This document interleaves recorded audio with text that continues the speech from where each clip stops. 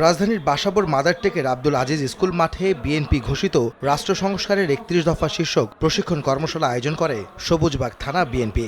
অংশ নেন দলটির স্থানীয় ছাড়াও মহানগর ও কেন্দ্রীয় নেতারা। বিএনপির স্থায়ী কমিটির সদস্য মির্জা আব্বাস বলেন, নির্বাচন নিয়ে টালবাহানা হলে অন্তর্বর্তী সরকার ক্ষমতায় থাকতে পারবে না। দ্রুত নির্বাচনের তাগাদা দেন তিনি। এখন নির্বাচন দিলে বললেই মাথা খারাপ হয়ে যায়।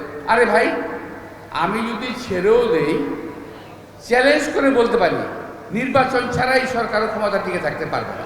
এই সরকার বলুক যে নির্বাচনের দরকার নাই, আমরাই ক্ষমতায় থাকবো, দেখি বুকে পাটা আছে কিনা, সাহস আছে কিনা। নির্বাচন যখন দিতেই হবে, তাহলে কেন তাড়াতাড়ি নয়? হ্যাঁ, ভয় আছে, কিছু কিছু রাজনৈতিক দলের ভয় আছে, নতুন রাজনৈতিক দলের ভয় আছে, অনেক পুরনো রাজনৈতিক দলের ভয় আছে, তারা নির্বাচনে ক্ষমতায় যেতে পারবে না।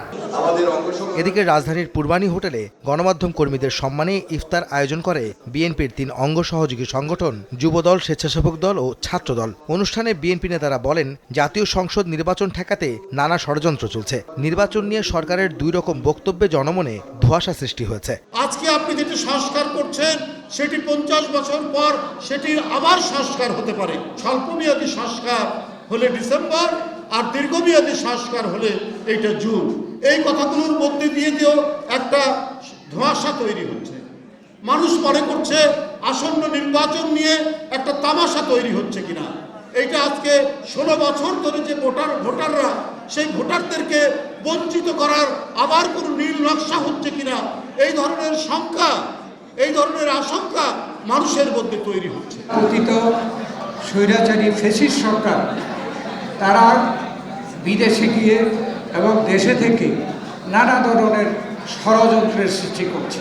যখন জাতীয় সংসদের নির্বাচনের দিন তারিখ ঠিক করা হবে, ঘোষণা করা হবে, তখন জনগণ নির্বাচনমুখী হয়ে যাবে এবং সেই জনগণ তখন দায়িত্ব নেবে যে অতীত সরকার যদি দেশে কোনো ষড়যন্ত্র করতে চায়, জনগণই তা মোকাবেলা করবে। এদিকে ইঞ্জিনিয়ার্স ইনস্টিটিউশন চট্টগ্রাম কেন্দ্রের ইফতার মাহফিলে বিএনপির স্থায়ী কমিটির সদস্য আমির খসরু মাহমুদ চৌধুরী বলেন, নির্বাচনের মাধ্যমে যত দ্রুত জনগণের মালিকানা তাদের প্রতিনিধির কাছে ফিরিয়ে দেওয়া যাবে ততই মঙ্গল। বাংলাদেশের জনগণের তাদের ভোটে তাদের প্রতিনিধি নির্বাচিত করে, তাদের